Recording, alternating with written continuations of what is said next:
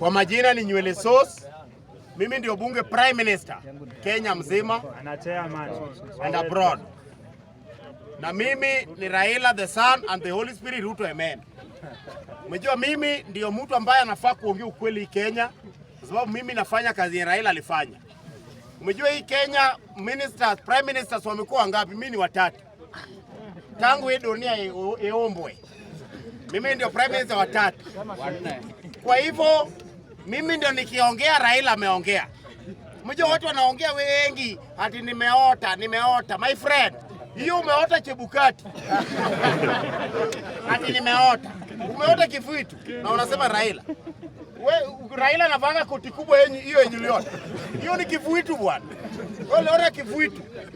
Mimi Raila ameniambia bado watu wako matanga yake, bado sasa hakuna mwenye anaweza muota. Lakini watu wakishatoka wote, hiyo boma ibaki peke yake, nitarudi kwa hiyo boma niombe nisujudu kwa hiyo matanga nitamuota.